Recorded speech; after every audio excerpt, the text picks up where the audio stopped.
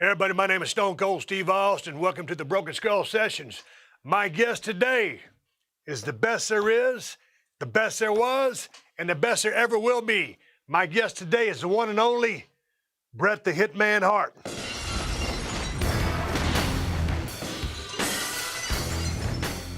How are you, man? Good to see you, Steve. I'm really good. Good to see you. It's too long. You've been down in Hawaii from Calgary. How was your vacation? Oh, it rained almost the whole time, hence the beautiful tan I got, but it was still better than the minus 45 below zero in Calgary. So. I noticed a certain glow about you. I was wondering what was up. It's freezing cold in Calgary right now, and I was glad to get out of there. How have you been? You good? I've been really good. Still. Two grizzled veterans. All the years we got behind us, and you got more than I do, but there's a picture of us back then. Look at that. Look at that stare. Look at the intensity. Two warriors about to go to battle right there. That was good times. I was looking forward to you coming on the show. You know, I'm one of your biggest fans. You did so much for my career. I always looked up to you because you're about a half generation ahead of me, and I was coming in right behind you. And hang on for a second. Cheers. Cheers.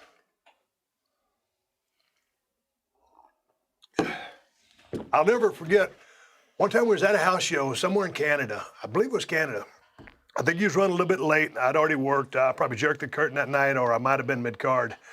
And you were the main event. You was working with somebody, and you come screeching up in a Lincoln Town car, and you had a flat tire. And do you remember this? No.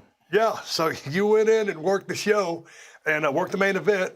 And while you was in there working the main event, I was out there, jacked up your Lincoln Town car. It was a rent-a-car, changed the tire for you, and by the time you came out from showering, you was ready to go down the road. What happened to those days? But we've always got along. Do you remember meeting for the first time? You know, this is a true story, too, that people don't know. Is that I was going to Vince all the time and trying to bring new guys in. And I remember talking about you. You, I think, had just signed with ECW. Yeah. And I said, why didn't you guys grab Steve Austin? He was free. He was available. I said, you're looking for new guys all the time. I said, he's one of the best guys down there. And they just let him go at WCW. I said, I don't know why you didn't grab him. And I talked to Vince about it, and I remember the next week you were sitting in the dressing room. Yeah, and I remember you telling me, you said, I saw you coming before you did. And I want to get into this in a little bit because you were always very hands-on with your career, very hands-on with your booking and your storylines. And I've done several of these Broken Skull sessions, and we kind of go all over the place. And sometimes it's chronological, but with you, it's kind of like our WrestleMania 13 match, which I want to talk about, but we jump-started that match. You know, you came into the ring and I tackled you, and I've got some highlights for you. But I'd like to jumpstart this session with you because I remember many, many years ago, it was Montreal, the Montreal Screwjob, and I just want to jump right into it because to me, it was just a pivotal moment. Obviously, for you, it was a big moment for the entire wrestling industry. And I remember being there. I don't remember who I worked with. I just remember watching that match over and over again before I talk with you. And it just, it blew me away what happened that night. And I remember I fired a call down to you a night or two later when everything kind of settled down because I was still in shock. Mick Foley quit. The locker room was in disarray and nobody knew what the hell was going on. But I never got a chance to sit across the table from you and talk to you about your mindset, about where you were and how that went down. How did that all line up? Why did that all happen? There was a lot of dishonesty going on back then with the company. I think Vince was not going to honor my contract that he signed with me. He was trying to find ways out of it and told me that he goes, we can't meet your contract anymore. In fact, he was going to help me negotiate my deal with WCW. And I remember, like, Vince, I was pretty close with Vince and in like in a fatherly kind of way. And it was for a period there. I remember actually I had my lawyer, I talked to my lawyer about it, and he goes, it's not a good idea to do it that way. As I was like, I said, Vince will negotiate for me with Bischoff and work my, and he goes, let's not go near that. But the real story, what happened is that it was in San Jose, it was you, me, and Triple H and a bunch of guys in a triple threat matches. Yeah. And Sean was the referee. And I found out that day that we were wrestling in Montreal for the Survivor Series. And Sean came up to shake my hand, which me and Sean had a little fisticuff a few months before that. And he came into the dressing room to thank me for the match, which is sort of customary. And so we shook hands, and I said, hey, Sean, I said, I just found out today that we're wrestling in Montreal. I said, just want you to know I'm always going to be a professional in the ring, and you don't have to worry about any, like me going off the rails and doing something to you or trying to hurt you or anything, because we'd had some friction. I said, I have no problem putting you over. I have no trouble dropping the title to you, doing anything you want. And the big problem between me and Sean started right there, and he said, well, I appreciate that, but I just want you to know that I'm not willing to do the same thing for you. And then he turned around and walked out of the dressing room. And that rubbed you the wrong way. Well, I don't know anybody that would ever say that to somebody that's offered to put him over. Yeah. And to me, I reached out with, for like a peace sign, you know. So then it was the very next day I saw Vince in, I think it was Tulsa, Oklahoma for Monday Night Raw. And he tells me that they're likely going to switch the belt and all that stuff. But they didn't know what I was going to stay in the company or leave the company. And he also told me that I could leave any way I wanted. And plus, it was in my contract that I had creative control over the last 60 days, because in WWE, they tend to screw you just before you leave all the time and try to bring your value down. So I was kind of leery of that. So when Vince asked me about dropping the belt to Sean, I said, I can't do it. I said, I can't do that for somebody that's not willing to do the same thing for me. And but that was a personal Vince, thing, or had you worked yourself into a shoot? Because many years ago, I refused to do a job for Brock Lesnar because it was an unadvertised match. And it was, no build up, no nothing. I'd be happy to do the favors for anybody, but there was no reason behind it. And I said no. I got on an airplane. I went home. It was a bad way to handle business, but that's the way I did that. I worked myself into a shoot is my point from where I was. But from man to man, was it like that? You'd work yourself. It was into more a of an shoot? honor thing, like Right. someone not having respect for me, and then someone wanting me to respect him, and that was the line. Okay. And when I talked to Vince, I told him that night in Tulsa, I said, this is what, he asked me about dropping the belt, and I said, I can't do it. And I said, this is why. And I told him why, and told him it just happened, like maybe the night before or 2 nights before. And he couldn't believe it. He almost fell off his chair, or pretended to, and then said, I want you to tell me the same story in front of Sean. He went to go get Sean, and as it turned out, he couldn't find Sean. So it was about 2 hours later, we end up in Vince's office in the building there. And I remember sitting there, it's like, we're gonna ask Sean about this together. And I was waiting for Vince to lead into it. And Vince started off right away with, Sean, we're gonna put the belt on you. And I was like, I didn't agree to that, I just stood up and said, look, I'm not agreeing to anything. I'll wait to see what's happening with me and you in relation to my contract. From that point on, I didn't see Sean till Montreal. And basically Vince, was going to break my contract and basically encouraged me to sign for WCW. I remember I called Vince even the night before I signed. I said, I don't want to go. I said, I'm happy with the contract I got. I'm not asking for more money or anything else, but I just want to know what you have in mind for me over the next year. Like, where am I going? And he basically laid out to me in short form that I was going to do jobs for the next year for Sean. I was going to lose to Sean in every conceivable kind of match you can think of. And I remember the way he laid it out to me, I remember going, well, that's pretty much telling me I should get the heck out of here and go take my Writing's on the chances. wall. Yeah, the writing's on the wall. I've obviously somehow, I'm on the other side of the line now. And so I signed with WCW, and then Vince called me the next day and gave me a very friendly call, like we're all buddy and everything, and which to me was sad because I never ever wanted to go anywhere else. And I was never a troublemaker or a guy that wasn't business. I don't think you were either. I mean, but was he trying to trade down for a younger horse? Yeah, probably. I think what it really was he had to pick between me and Sean because there was so much tension between me and Sean. And that I always think that was unfortunate too, because all I wanted to do was do business. And when I came back, when I had that break after the Iron Man match, I wanted him to go, that was the best investment I ever made. That he delivered me these great matches. And that's all I wanted to do was deliver these matches for him and prove to him that I was worth it and earn that money that he had signed on for me.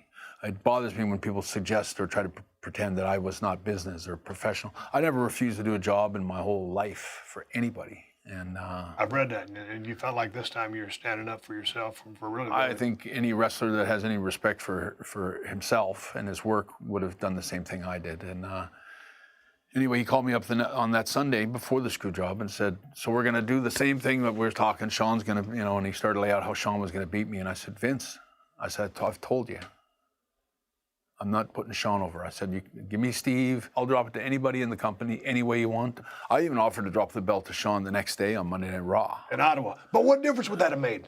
It would have just proved that he had respect for me. Okay, I got you. And then I could show him You were that I had still respect backed in for that him. corner. It was the respect thing. He dissed you, and that was going to be the way it was. Yeah, he wasn't going to honor me, so I wasn't going to honor him. And that's okay. Until he proved that that was not what it was. I told Vince, I said, Sean has to prove to me that he has enough respect for me to put me over before I put him over to make this work. Right. Fast forward, when you guys decided, okay, was it going to be a schmoz? Because y'all headed to the ring. Shawn goes out there, and he's cocky as hell. Well, Shawn Michaels certainly not endearing himself to the fans here in the Molson Center. And then you go out there, and you're determined as hell, and you're in Montreal. And Montreal, like as you say, was kind of like a second home for you. What were you thinking? Because as you get out there, I mean, there's 4 referees ringside. There's 1 in the ring. Vince is there, Patterson's there, Briscoe's there. When you were going to the ring, what were you thinking? I was thinking schmoz. I remember going, why? Count out. Why wouldn't it be? DQ. Like, I wanted it to be the best match possible. Even when I went out to the ring with Sean, Sean was quite chummy with me in the dressing room. He didn't want any problems. He was being quite agreeable to everything. I wanted to give a really good match, because Montreal was a good town, and I wanted just to deliver that final match for the company. And I worked with Sean all the way through it. There was no potatoes or. No, dude, it was solid, badass stuff. And I had seen Earl Hebner in Detroit the night before. And he had just finished refereeing our match. I don't know who I worked with. Might have worked with you for all I know. He came up to me in the shower after and we were talking, and I said, Earl, you know they're going to ask you tomorrow to screw me in the match. You know that. And he got tears in his eyes, and he said, I swear to God on my kids, I would never let that happen. I would never do it it would never happen, because I would never do it. And we talked about it, and I remember he got very emotional. And I said, all right. And to me, it was like, I remember saying that myself that night. I said, I just hope Earl's the referee.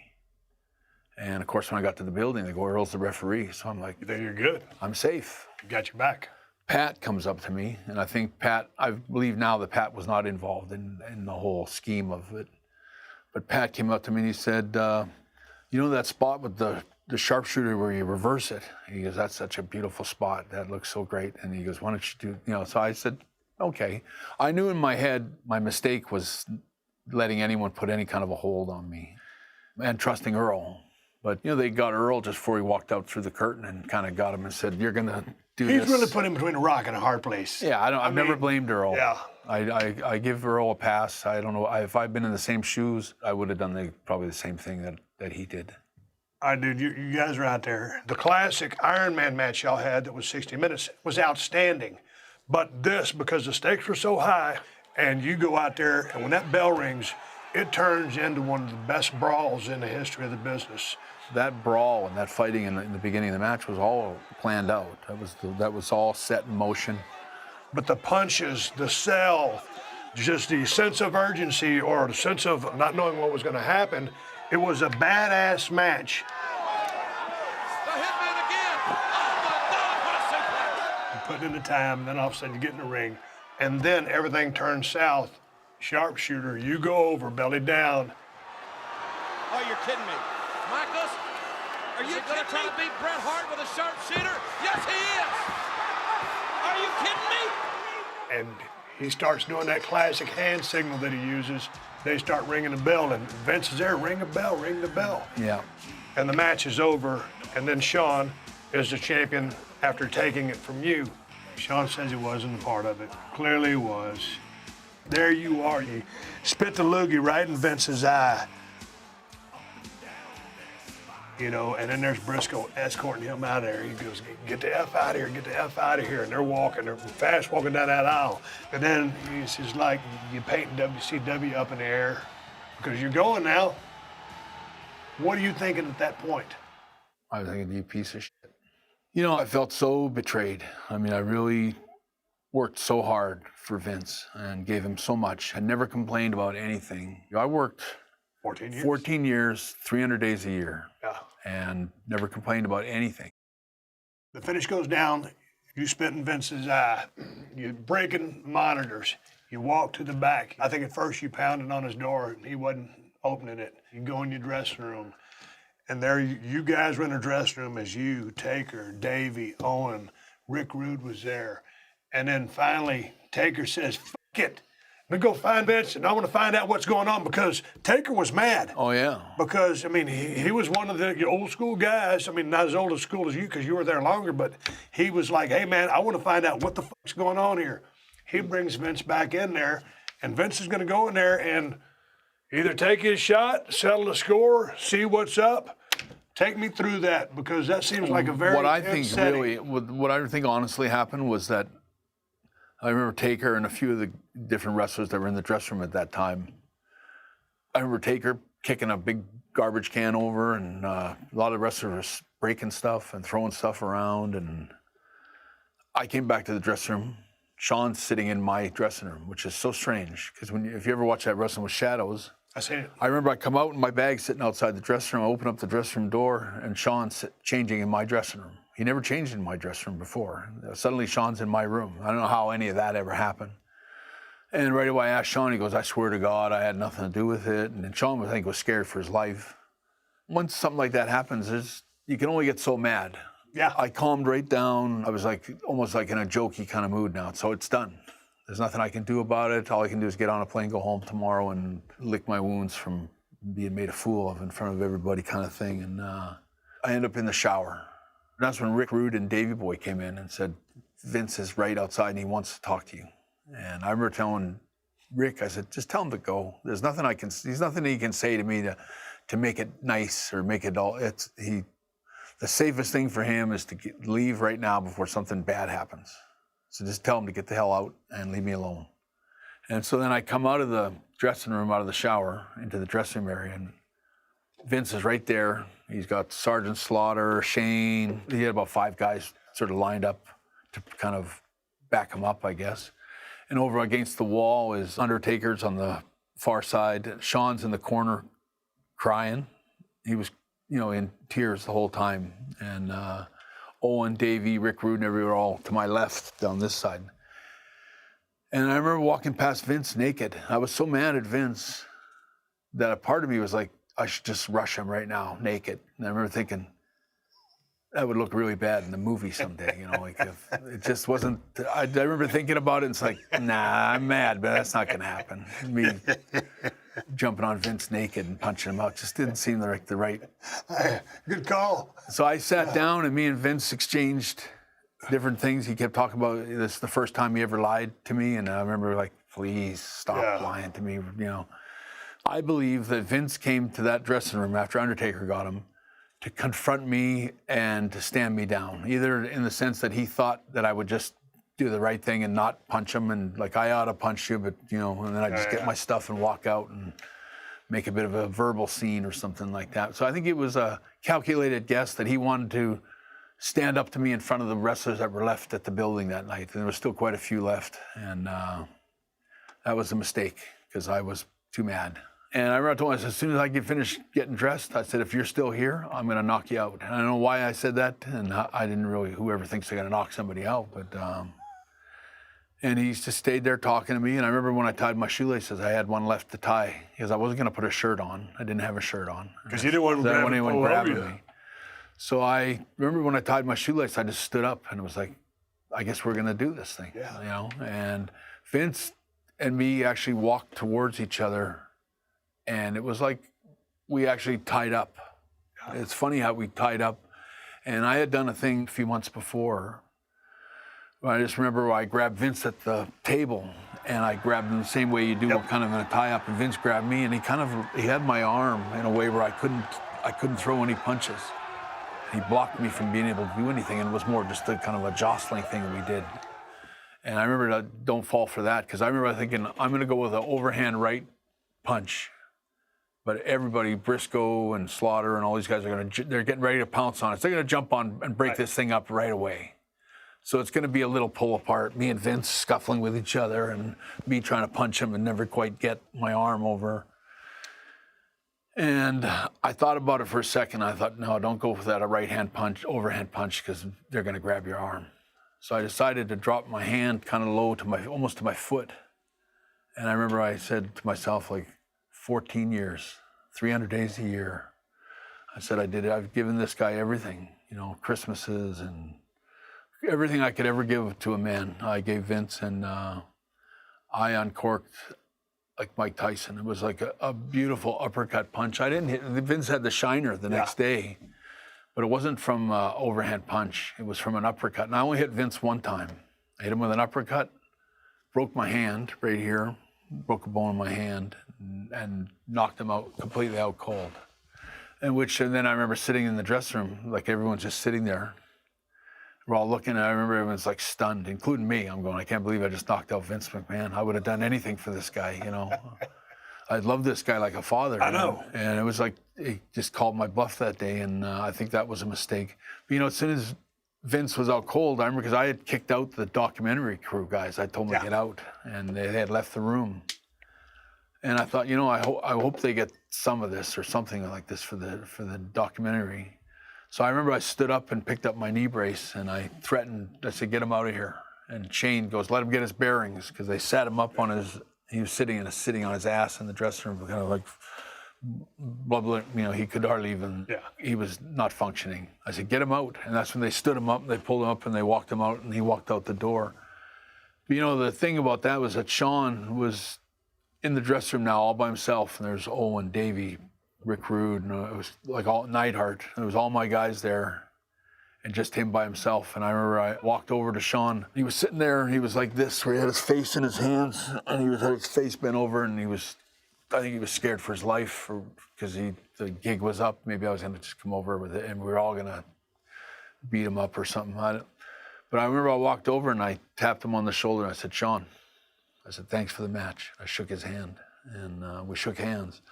I remember thinking I should have just kicked him in the face and gone for like a 50-yard field goal. But you know what? The way you handled it, and you took the high road to thank him for the match, to be in on the swerve, you got fucked.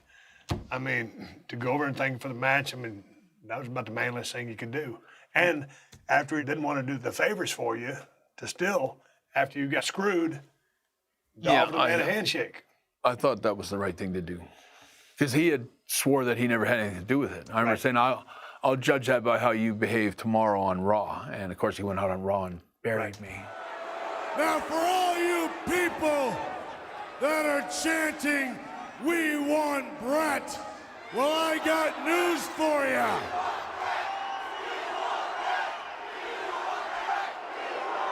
I listened to him squeal and say, I give up. And then I ran his ass down south with the rest of those dinosaurs.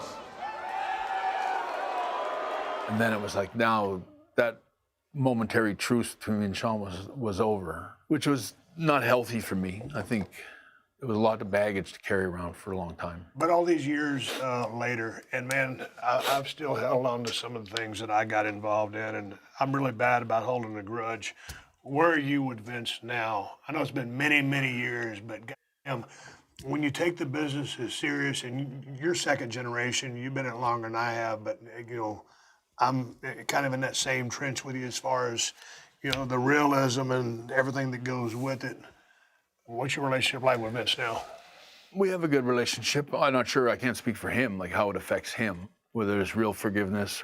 I think there is, though. I think, although I'll never probably ever get over what happened to me. And as far as our relationship today, there's a part of me that forgives Vince because I love what I did for the company. I'm so proud of my career. I'm proud of my matches. I couldn't have wished for more when I got in the business. Before the screw job happened, you were the first guy to ever lay hands on Vince McMahon. You've got to be terribly frustrated. Extremely frustrated over what has just happened. Frustrated! Frustrated isn't the damn word for it. This is bullshit.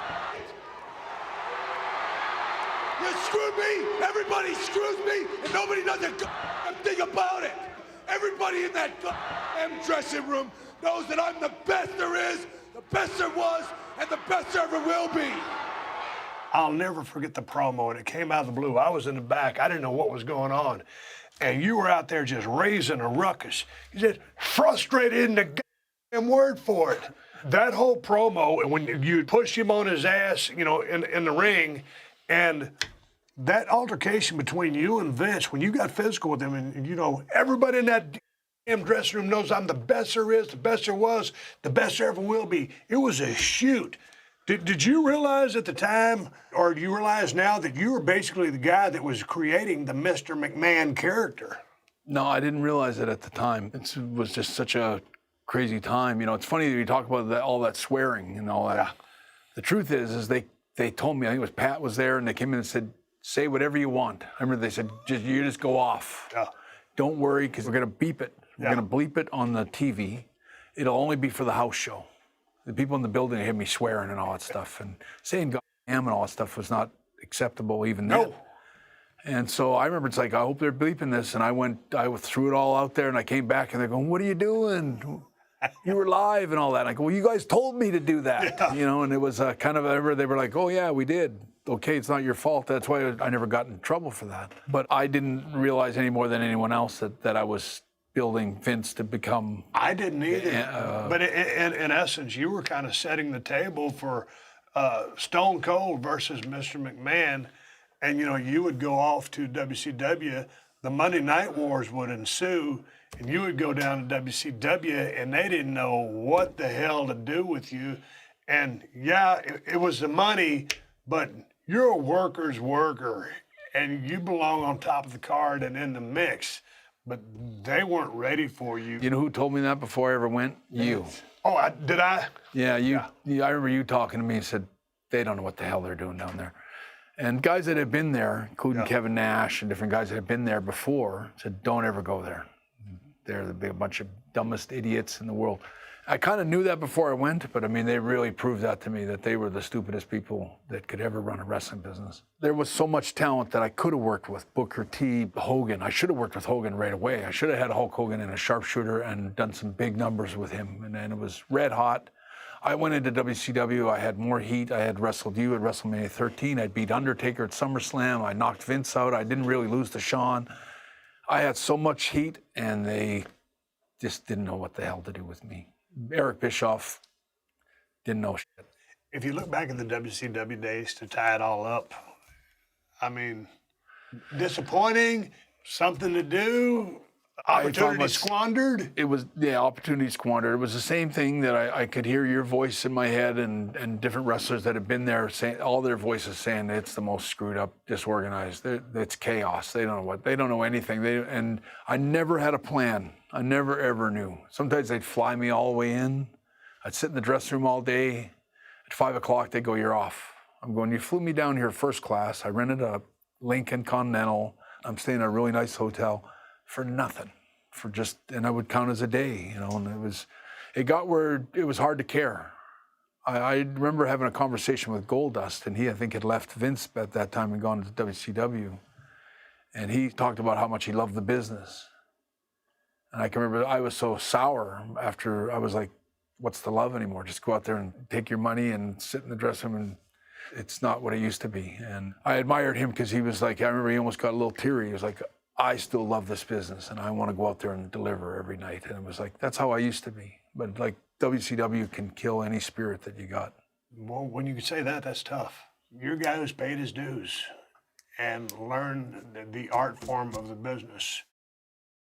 When I think about, you know, Stone Cold Steve Austin, I think, okay, Hellraiser, BMF, don't trust anybody. When you think about who and what Bret the Hitman Hart was, describe the character to me.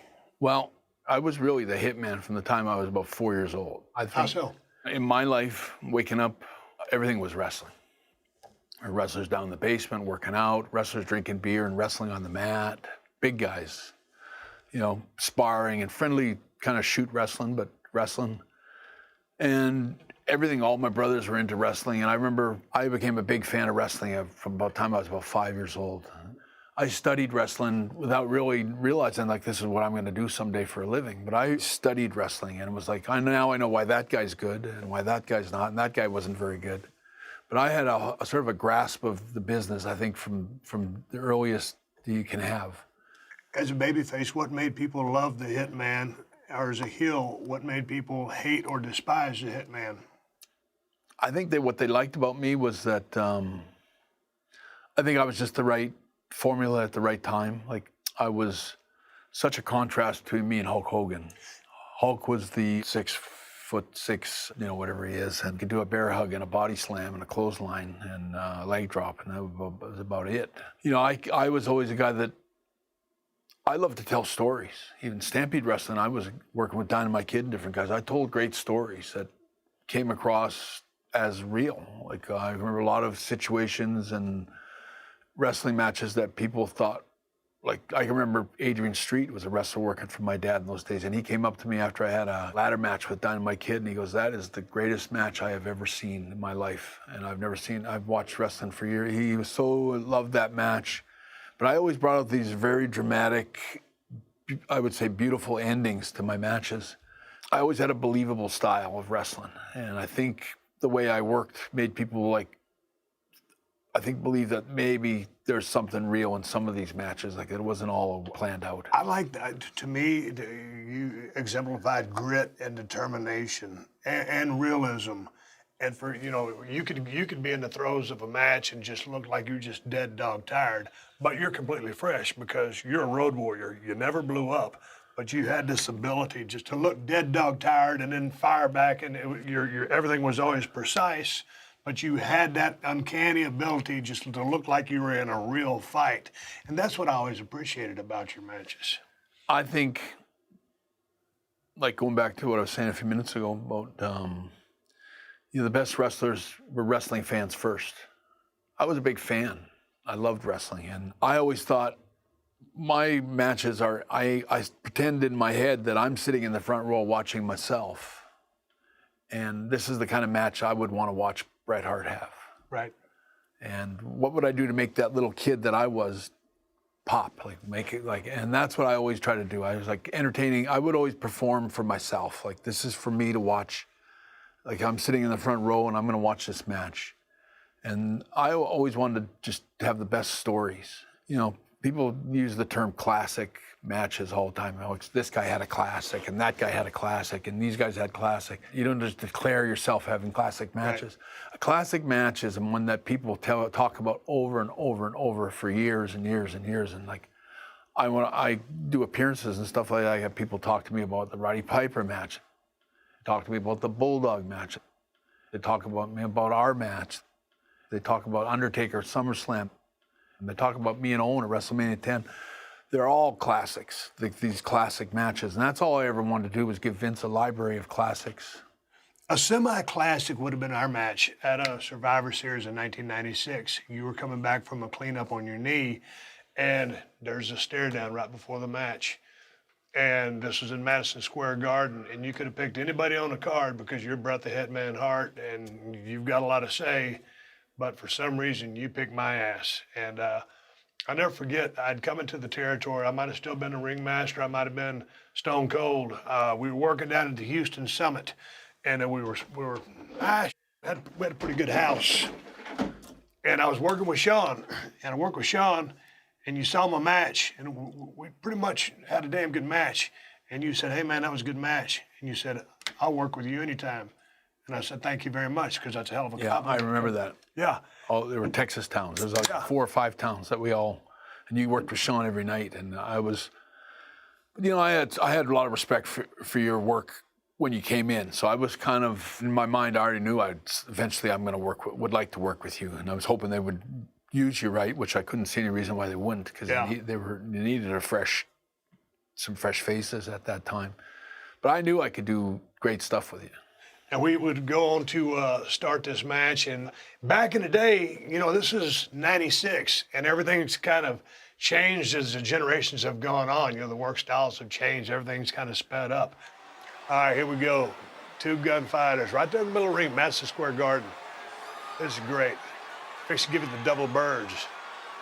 And you know, it looks like I'm talking shit to you, but basically I'm telling you what I'm about to do, and we're kind of just joking with each other. Dude, that was heavy duty in the Garden to disrespect a guy like you.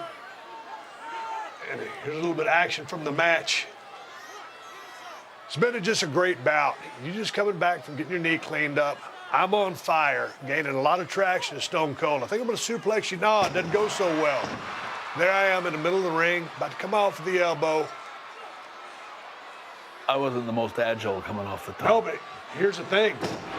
You're just coming from a knee cleanup. You drop that big elbow right there, land on your knees, take the punishment. All right, here's the thing. I'm about to catapult you into the table. Boom, there you go. Well, I'm going to try to get over here and get some punches in on you, but watch what happens. Love the sell job. You're one of the all-time sellers I love working with. And you'll watch here. I'm trying to beat you up. I'm not in a real good position to get a good blow here. And so I'll go underneath that table and sneak me a drink of water. Here's the finish. Watch. I go back to my roots, the $1 Million Dream. Got it locked in, but I'm about to be outsmarted by Bret the Hitman Hart. Got you in a submission or a sleeper hold. Kick off the turnbuckle. Kick out at 3 1/8. But give it, you got the win. So watch this. Okay, I'm frustrated. Guy outsmarted me, but watch. I blew your ass up. Watch your face here.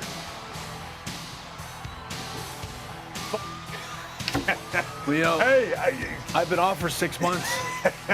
hey, before I shoot, I kind of had you a little bit gassed. Maybe a little bit because Oh, you're yeah. coming off a layoff. I got pretty tired at the last. We worked minute our or so. asses off. We worked hard. It's a very, Yeah. you know, I hadn't seen that match in a long time, but I give it 4 stars. Yeah, it wasn't the best match in the world, but it was really, really solid. And we had a great conversation at your place in Calgary as we set that match up. We'd go on to do, you know, Royal Rumble 97 when your music hits. I'm like, oh. Uh-oh. Yes! Yes! Yes!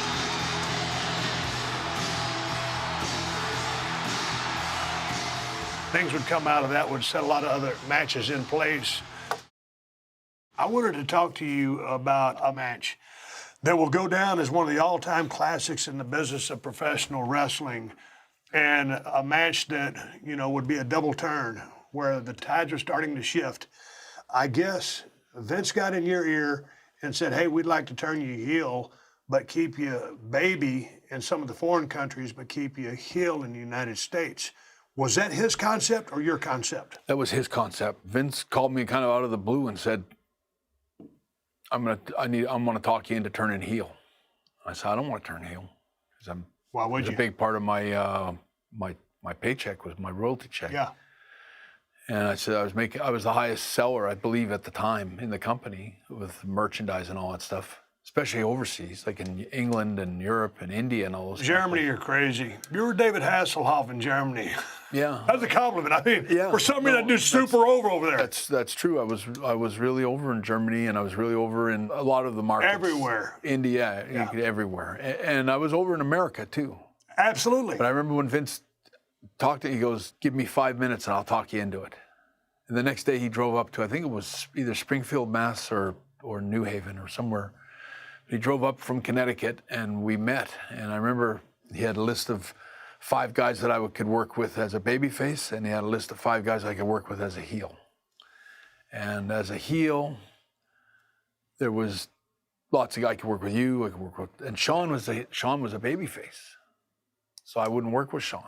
And I remember that'll finally separate me and Sean and the issues that we got. There won't be any issues because I'll be a heel now, Right. and Sean will be a babyface. If anything, we can do better Coexist in the same locker room. yeah, so I remember Vader was on the list of, as a babyface, I would have had to work with Vader. And I remember like looking at that, it's like Vader, he was hurting me so bad every time he worked with me that it was like, And Vader's no longer with us, but a great power, big guy. But yeah, I mean, working with him he would always take its toll. felt bad that he Yeah. beat on me the way he did. He always but it was like wrestling a out of control elephant or something. Like So he you was- got the list. You get talked into turning heel.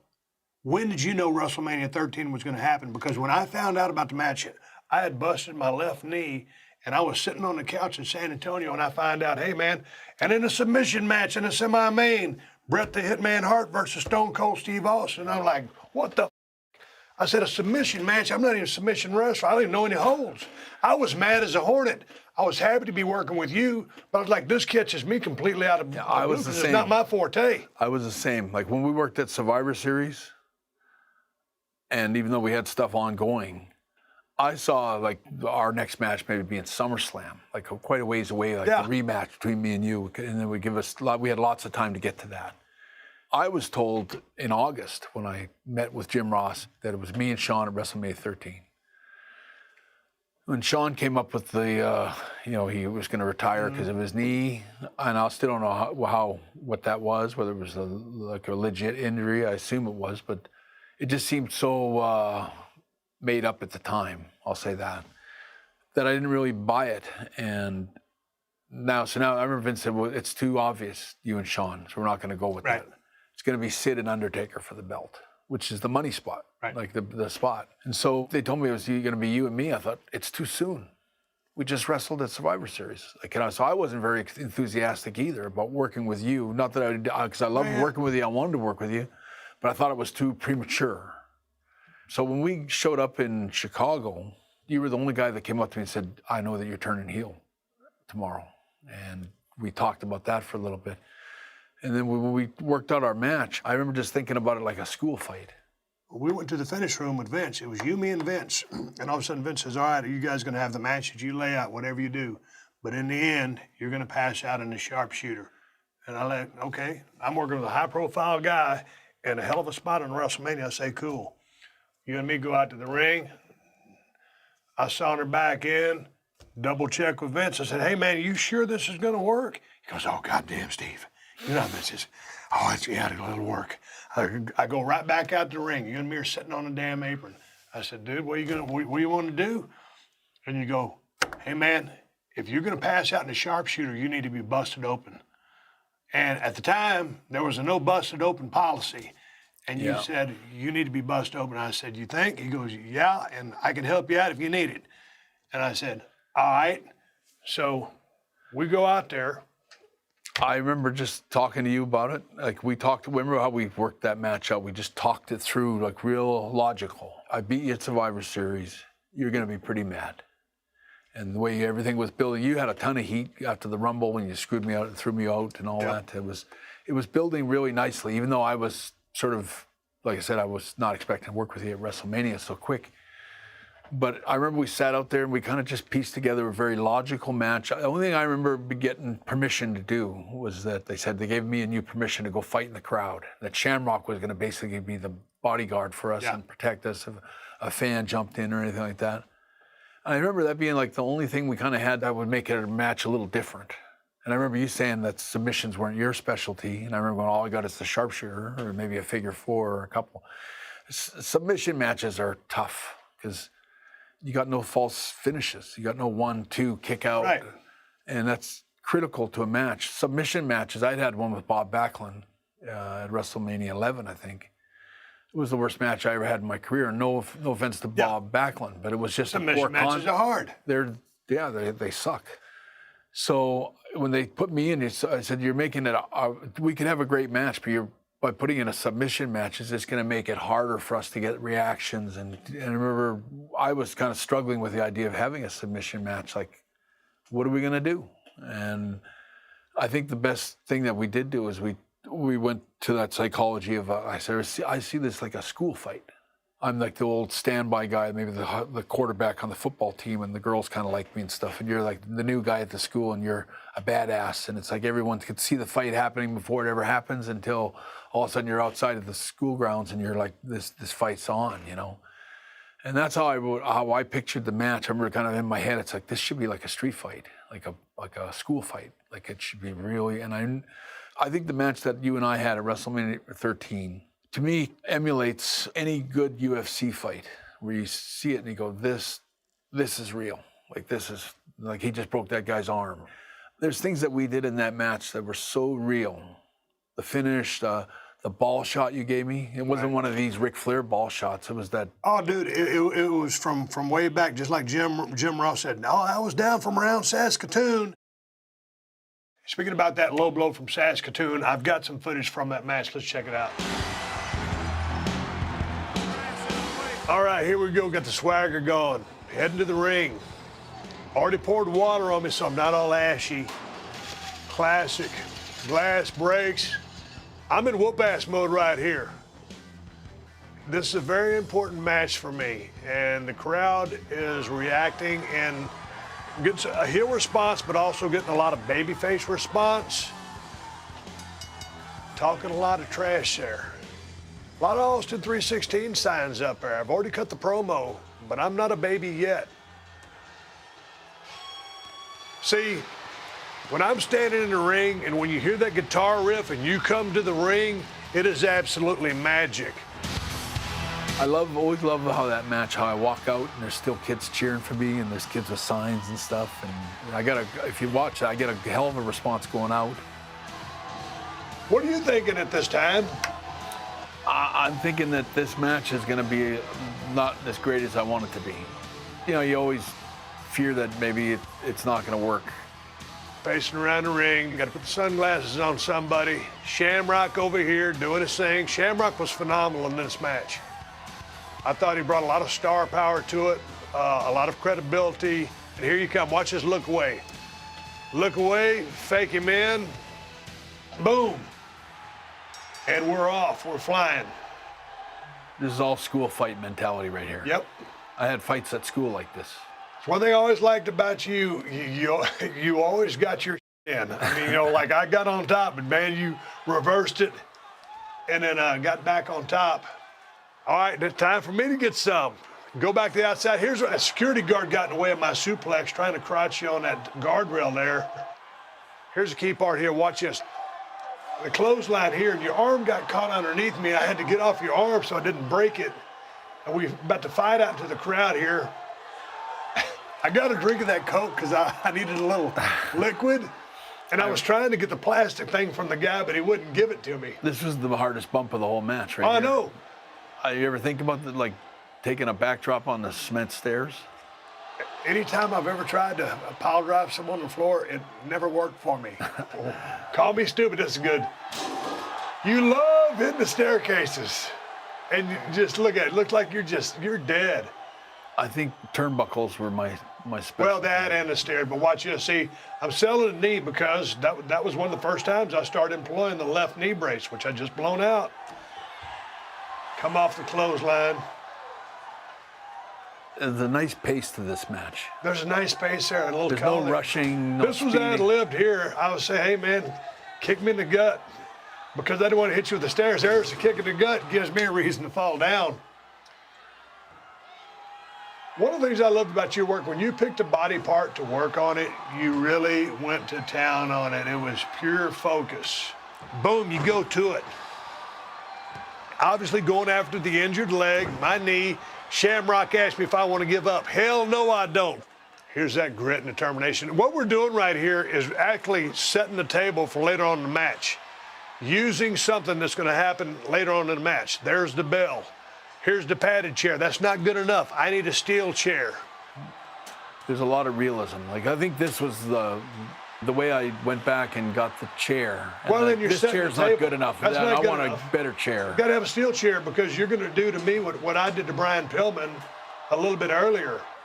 And the bell's going to come into play a little bit later on. So nobody knows that.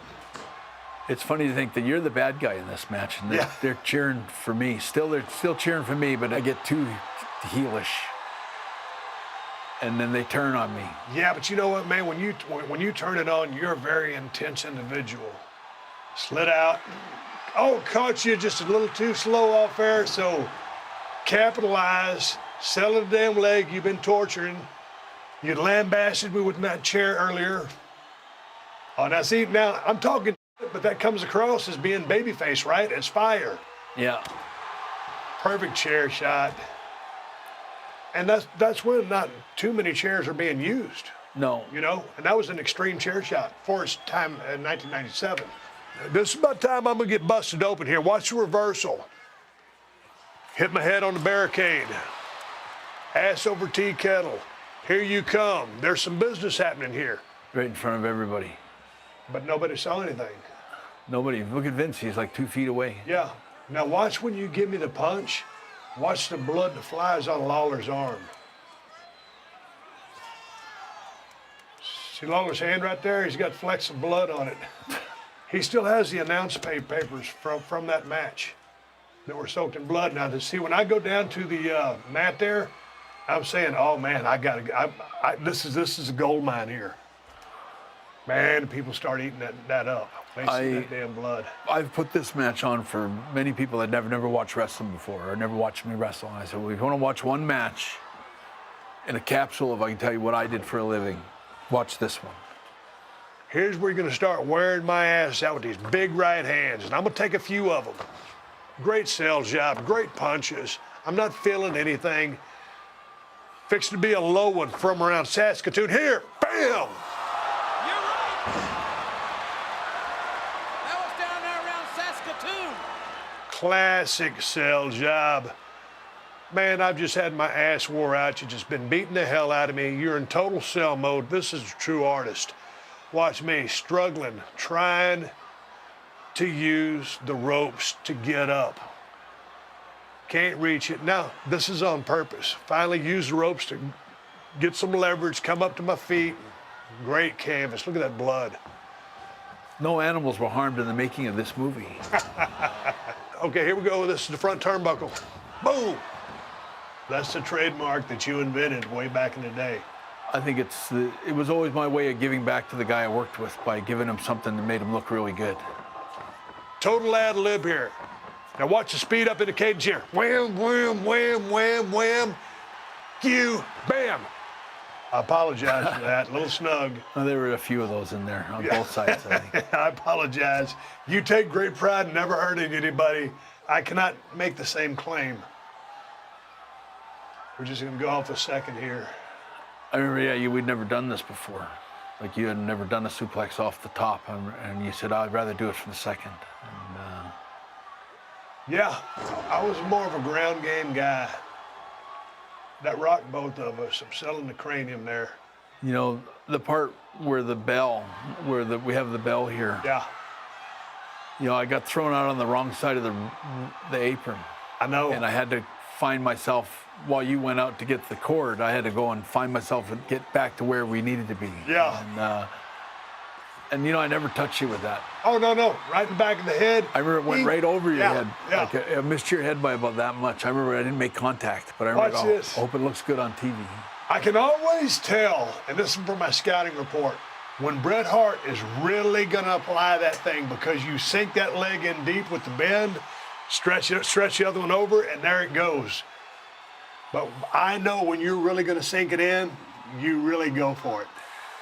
That's just one of my tells. You know, it's not an easy move to put on. You can only put it on a guy that's cooperating with you. It's Well, I not know like because the legs are so stiff, especially me with that leg brace on.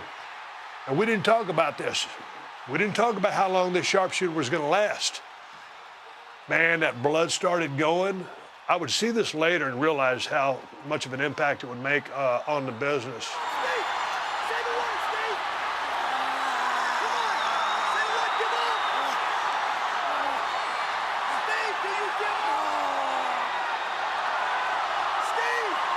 Here's Shamrock asking me, and here's a little bit of baby action, because I'm about to fade, and we never talked about how long we were going to sell this.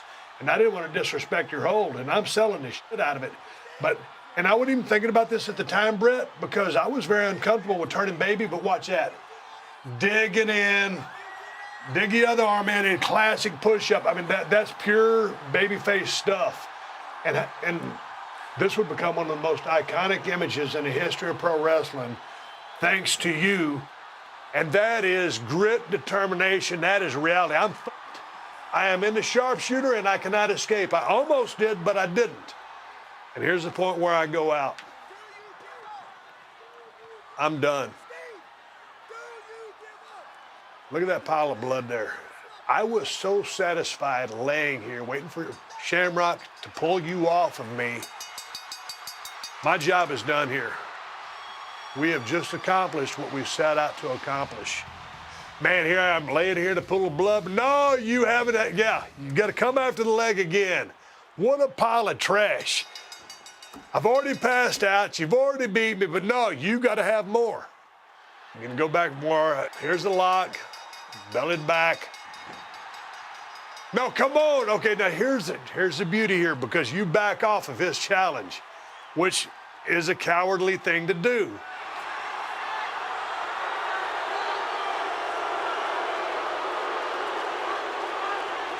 People were giving me the finger. People were telling me, spitting on me, throwing Yep. drinks at me. And it's like, all I did was give you what you deserved after all the things you'd Right. done to me over the last 4 months.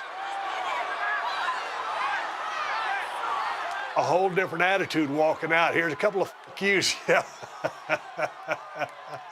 It's a real interesting dynamic because some people still love you, but hey, man, obviously there was a shift in what was going on before the match.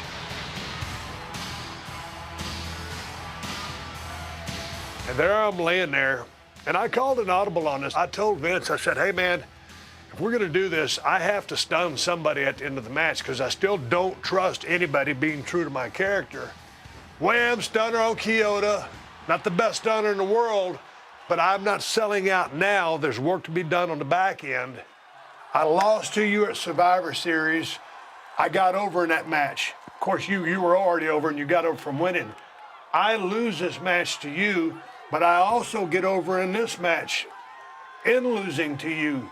And I've always told people it's one thing to win a match, and this match did great things for you, but it's also a telling thing to know how or learn how to lose in a match and still get over. Would you agree with me? I agree. Sometimes losing is the most. I always thought the match I had with Bulldog at Wembley, you remember Davey thought, okay, I'm the Intercontinental Champion, I'm over now. Right. The guy that got made that night was me by putting him over. You know, the thing about that submission ending to that match, I remember describing it to you. I said, you ever see Cuckoo's Nest? And when Jack Nicholson tries to pick that big sink up and he tries in front of everybody and he can't do it? That's when your heart goes to Jack Nicholson and you go, okay, I'm with him. And I thought, you know, trying to get out of the sharpshooter and almost getting out of it and then not quite getting out of it, me cinching back up and then beating you with it was very, very powerful and very dramatic. And it was just like that scene in Cuckoo's Nest. It was a defining moment, and I think that is what turned it. And the thing about it was, you know, like I said, you know, I went down to Survivor Series. I went down there, you know, lost both matches, but got over. And passing down that pool of blood was one of the most satisfying feelings I've ever had in my entire career, just laying there and knowing that we accomplished the task at hand. You on your way to being a heel, not fully heel yet, me not fully baby yet, but then on that journey with work to do for both of us on the backside. It was a beautiful transition. I think it was perfect. I wouldn't have wanted to do anything any different than that. The way it was done was, and you know, this was one of the easiest matches I ever had. Like, It was more fun for me. I woke up the next day feeling pretty good. It wasn't like I got run over by a train like I usually feel after a pay-per-view. It was two guys working to make each other, and Absolutely. Working for the company. we never had any issues that way working together. We were always trying to make each other. Well, that was one of the things that I always loved about working with you. I knew we were always going to try to have the best match on the card, and I knew that, hey, man, trust and respect the whole way. And you beating me every time, I don't think I've ever beat you, Brett. No, you didn't. I've never beat you. And so on these two, no, I I ain't complaining about it. Me too. I remember saying, I'd be But happy you to. helped get me over and give me the career that I had. Owen, your brother, tragically, he's no longer with us. But I was working a match with him, and we were in Meadowlands, New Jersey. And we had I watched this match over just the other day, and dude, we were having a hell of an athletic contest. It was a badass match.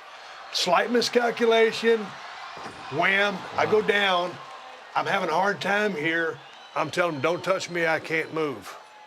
And I can't feel shit. And I'm not really scared, I'm just maintaining my composure. He's buying time. Now he's gonna kiss my ass. See, stipulation is this is a kiss my ass match. I'm not gonna kiss anybody's ass, So I'm making a call to the referee, hey, roll up for the win. Problem with this is I make the call, Earl gives the call to Owen, but physically I can't execute the roll up because my hands don't work, my arms don't work. Finally, it ended up being the worst roll up in the history of the business, but I had to get out of the match. I thought this was the end for me, and when I can't get up, watch these 3 referees pull me up. But this was part of the shift in stylistically for me. After this injury, it was an accident, it was a bad day at the office. But due to this injury, I would go from being a scientific wrestler, because if you watch the beginning of that match, we were having a hell of an athletic contest. But after that, I turned more into a brawler. And when I did, that's when the Stone Cold character meshed with the style that I was presenting in the ring. And that's what helped propel me, along with being the guy that was tough enough to come back from something that damn near paralyzed him. In the people's eyes, it made me the toughest SOB in the history of the WWE, and was a trademark in changing my work. What I always love about that match is that when Owen realized that you were hurt, what did he do? He got off you, backed up, played to the crowd, walked around, gave you lots of time to kind of see what can you do, let you figure it out. And then you did, wasn't the greatest finish there. Well, the thing about it, I called an audible. I told Earl, I said, tell him roll it for the win. Here was the problem. I called the roll up for the win. I was supposed to win with a stunner. I couldn't do the roll up for the win. So after I called, it was like, my hands don't work, my arms don't work. And then it was real. It was the right thing to do as far as an injury goes. Like if another wrestler ever hurts another wrestler in the ring, a similar type of thing, stay off. Do exactly what Owen did. Yeah. Stop. Yeah. Let him figure out. Take your time. Don't rush. Don't do anything that can mess up that guy's neck. And that's what happened there. Speaking of Owen was a guy who was universally loved by all the boys, and of course you loved him. He's your baby brother. What do you want his legacy to be? Because he could have lasted another 8, 9, 10 years, and he was a guy that when he was on the road for 3 weeks kept a smile on everybody's face because he's always ribbing somebody. Every time the Hall of Fame comes around, everybody wants Owen to go in. The reality is you really love the business. You wouldn't be doing it. You love all the guys that are in it. Yeah. Owen loved the business, and I think he would want to be honored. On a closing note, I really wanted to get into the Calgary Stampede because we had one hell of a 10-man tag. And what was happening, I was kind of starting to really turn baby, and you were kind of starting to go heel. But when we went into your territory, it flipped. And it was one of the most fun matches I've ever had in my entire life. There's us. We're about to square off. Look at that. And so we have this badass, wonderful match. You got a hell of an ovation.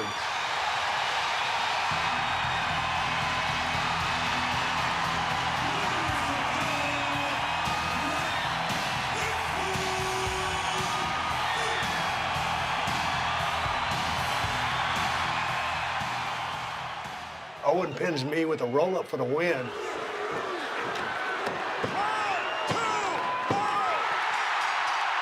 After this match, all of the Hart family would come into the ring. Your mother was there, Helen, and then Stu comes up those steps.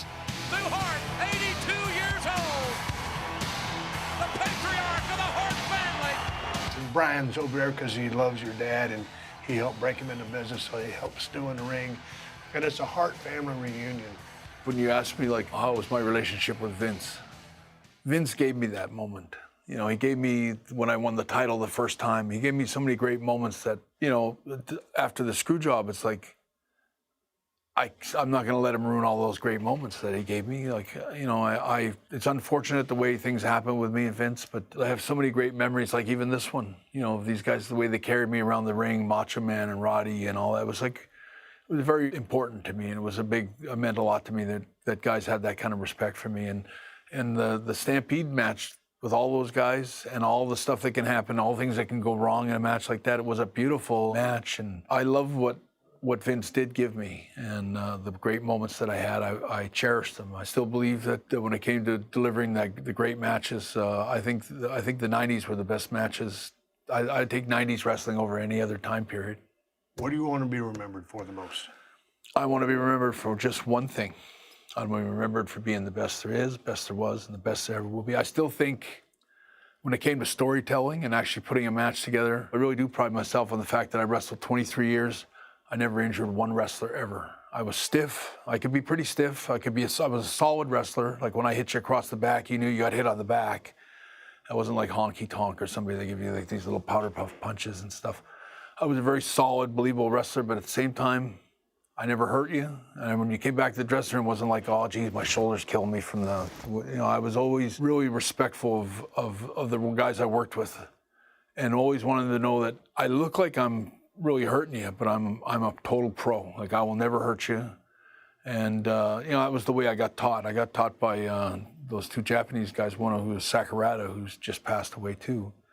But they taught me so well how to execute, how to do moves, and how to do those snap bumps. And one of the guys that I worked with always go, that guy's a total pro. Like, he's like, if Bret Hart's climbing up on the top rope to jump on you, you don't got to worry about losing all your teeth or something, because I don't know what I'm doing. I always knew what I was doing, and I would hurt myself before I ever hurt another wrestler. And I really wish some of the wrestlers that I worked with, especially at the end, like Goldberg, to me, was one of the most unprofessional wrestlers there ever was in the business. I mean, for Bill Goldberg to be in the Hall of Fame, he hurt everybody he worked with. You might as well wrestle a real gorilla.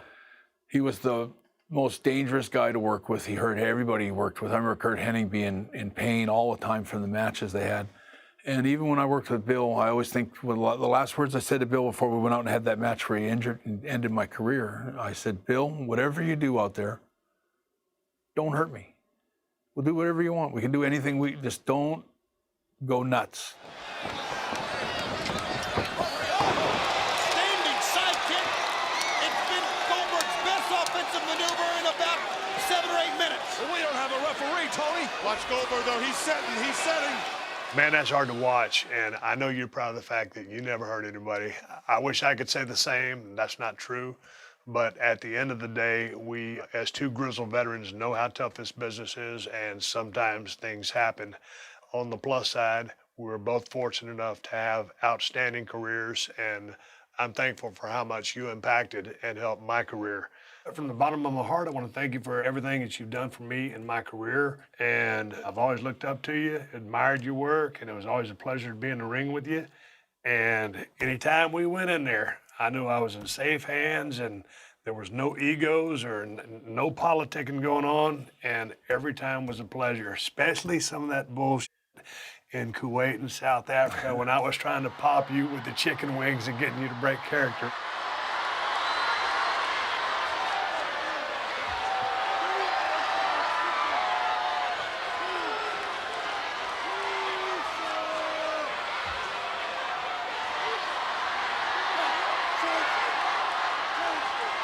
I appreciate you coming to the Broken Skull Sessions, and I've got a chance to drink beer with a lot of people in the ring, and I don't think I've ever drank beer with you in the ring, have I? No. Well, we ain't in the ring. We didn't have that luxury. Yeah, we didn't have that luxury, but we do have that luxury right now, and I would at least like to propose a toast to the best there is, the best there was, and the best there ever will be. Bret the Hitman Hart, thank you for coming down to the Broken Skull Sessions, and that's the bottom line because Stone Cold said so. Cheers.